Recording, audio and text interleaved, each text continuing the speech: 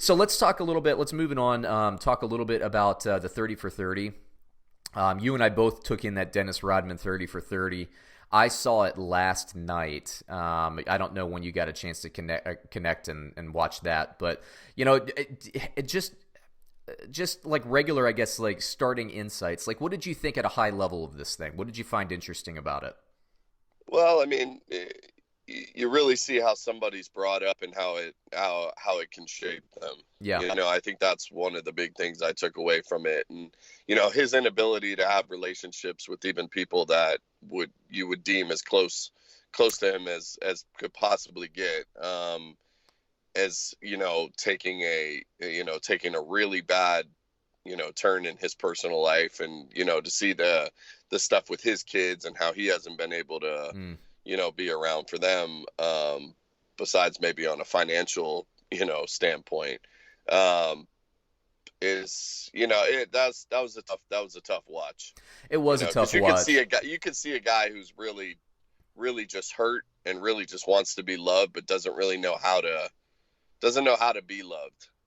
I think that's He's so broken that he pushes away right. unconditional love, and Right. The mother stuff, I don't get it. Now you don't. I know you don't get it either. But like any father who doesn't want to be around their kids as much as possible, that does not compute with me. I don't get it. Right. And they mentioned his father's name literally is Philander, which was interesting. And Right. he has, I think, 25 kids in Thailand, and he came back Yeah. when Rodman was at the peak of his fame to try to, get a piece of that, which is a real bummer. I mean, there are some ass bag fathers out there. I got to say, like, on the ranking scale, you got to figure, abuse, sexual, physical, mental abuse is probably the Right. worst thing. I'd rather have no father than somebody who's abusive. Right. Right. And then that, like, being around and having no father is awful. And then Dennis Rodman, like, you can see that, like, he knows he should connect and he wants to connect, Right. but he's like self-sabotaging. It really was sad to watch. I didn't expect to see that. Yeah. It was that's tough, man. Because it's almost like he doesn't know how to. It's like he wants love, but he just does not know how to, Or doesn't think he deserves take it. it.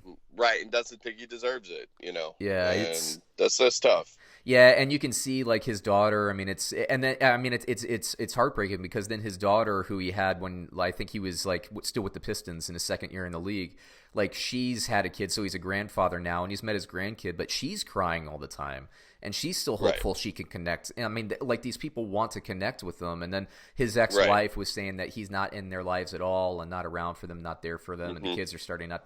It's just a bummer, man. I felt bad. And then, like, so moving it, I guess, forward or backward, depending on, your take on this thing. So he was in college. He kind of connected with that white family, Right. with that kid.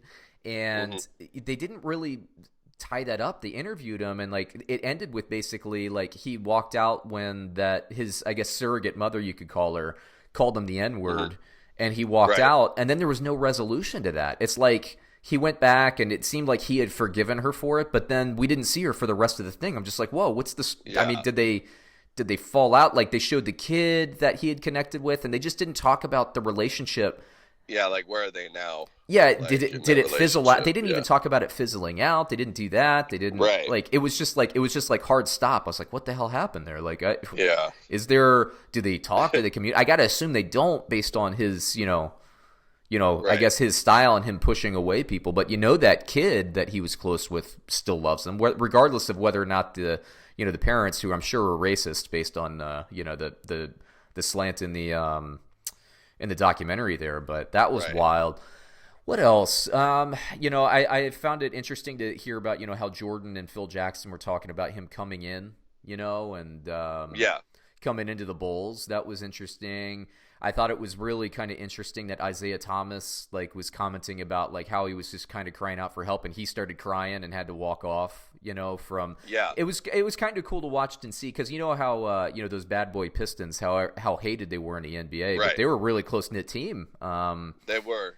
Yeah, and Chuck Daly used to take, Dennis spent a lot of Thanksgivings and Christmases at, Chuck Daly's house, and Yeah. it's really, and Isaiah took up for him. And, I think that's kind of why he was the way he was in Detroit, because he had that sense of family. And then once he started to get out there a little bit, he just kind of got loose, Yeah. and I think everything since then has just been kind of a cry for help. Yeah. And, I've kind of, there's been a few times in life where I've kind of buried Dennis Rodman, where I'm like, yeah, it's just not going to end well. And I still have that feeling where it's not going to end well. He's lived longer than I thought he would. I just thought at some point he might, take his own life, or OD, or, DUI, where he drives into something, and, but There was that little still ticking, man. He is. There was that quip where he would take he took 40 Jaeger shots and then played the next day, and like nothing had happened. So I mean, he's got like a crazy metabolism. He can because the stories about his drinking. Even Jordan, who partied, right? Even Jordan came out and was like, I didn't think that guy was going to make it to 40. Right. Very good. It was a good watch, but it was like one of those things, like the was it like Manchester by the Sea, that Casey Affleck movie? Oh yeah. I never saw that movie, but like everybody was like critically acclaiming it, and it won some Oscar. I think he walked away with an Oscar maybe for Best Actor or something like that. And I remember like seeing that and just like, it's basically a 2-hour punch to the nuts. Why am I going to watch that and be depressed? Yeah, man, that's like Mystic River. I think we saw that together. Oh, it's like that Sean Penn movie, and it was like, it's a great movie. I felt like I needed to take a shower after I was done. I felt like I needed to cry. Like, I was like, I never want to see that movie ever again. No. Like, even when I see the name of it, I'm like, ugh.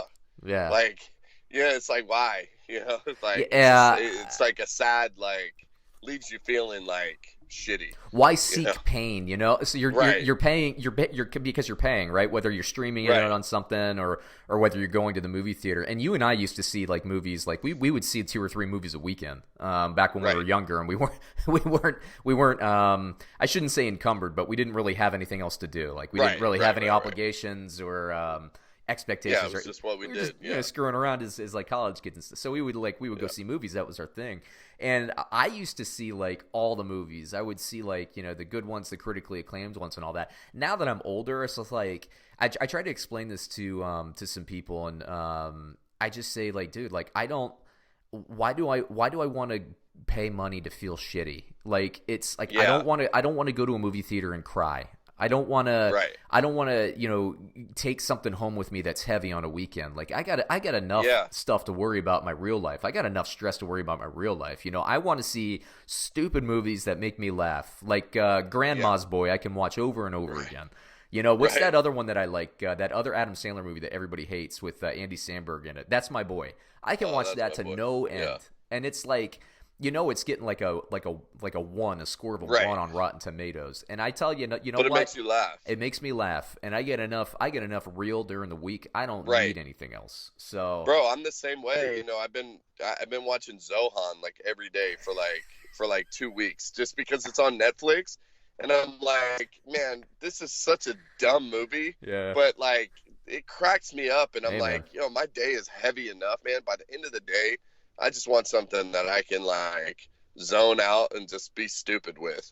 Like I don't want to feel heavy like right before I go to bed or whatever. Yeah, it's a kind of a weird thing. I wonder when that shift. To me, that shift happened somewhere in my late 20s, and I think the more responsibility, and maybe it's the same with you. I mean, the more responsibility we get for work. At work, and then I know you had kids younger, younger than I did, not by much, but by a few years. Yeah. And like you spend all day at work, then you come home, then you have to care for somebody, and not every day is perfect. I mean, it's the best thing in the world being a father and all that, but not every day is perfect. It's the toughest thing. And so you work all day, then you come home and you work more. And me, who works at home, I never leave, so I hear crying and screaming all day. And then, like, at the end of the night, what do I want to do? It's like my wife and I will be laying in bed. It's like, it's 8:30 at night by that point where we can really just kind of sit down and relax. Because then we work, then my wife and I both work on our laptops and stuff. I'm trying to, like, do the SEO and put the right tags on my YouTube videos that I'm building, the channel.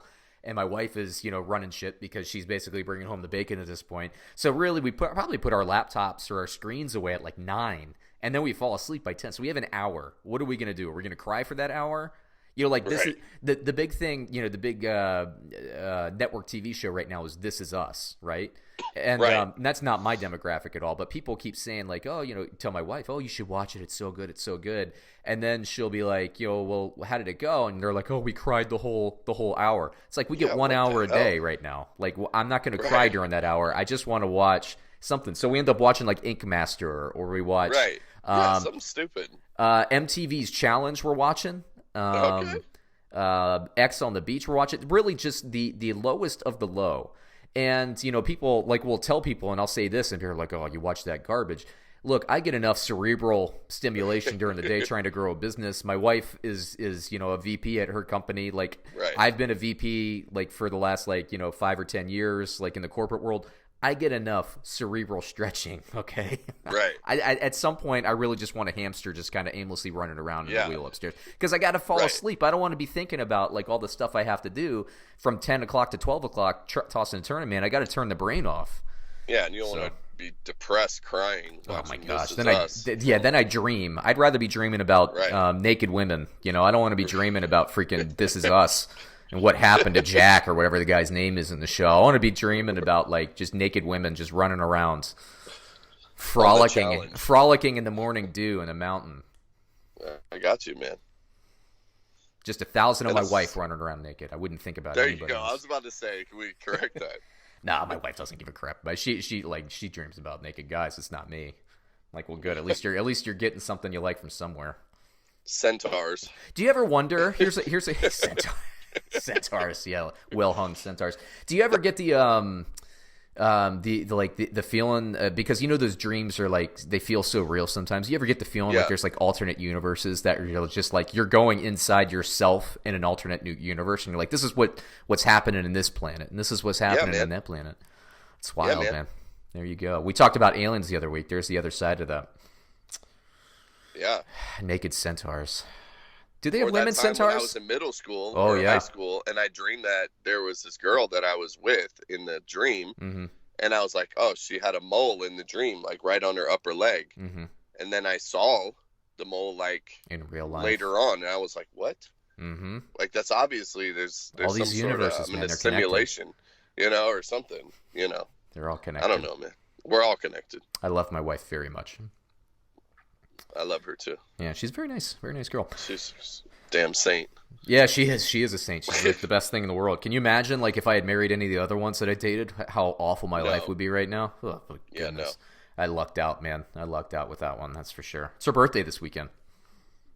Happy birthday Happy birthday to a goddess. to a goddess. Yeah, the most wonderful woman. She puts up with me and my beards and me building YouTube studios in my office, and you know, I got to be finishing the basement. I'm gonna be doing some man stuff. Go get her a cookie cake, man. She doesn't like cookie cake. She doesn't like cookie cake. Maybe I'll make her some brownies. That's her one flaw, then, man. We found The cookie cake store by us went out of business, brother. Well, I got to go to that outlet, man. I know. Get you No, a that's the cookie one. cake. That's the one. That's the It one that went went out out? of business. Went out. Yeah, and that outlet, that high traffic outlet, went out of business. I think there's one place in the whole like suburb area where I'm from that can do it. So that's a bummer. Oh, let me look. By the way, yeah, since we were talking about Dennis Rodman, the odds are not good. I was looking up at the Pistons and the Bulls odds. The Pistons, Bovada has them at plus 17,500 to win the NBA championship this year, and the Bulls are worse at 20,000. So, not so good. Not great prospects for the for those teams. Dennis Rodman's, his I don't know, Two previous higher employers, profile right? teams. Yeah, previous employers.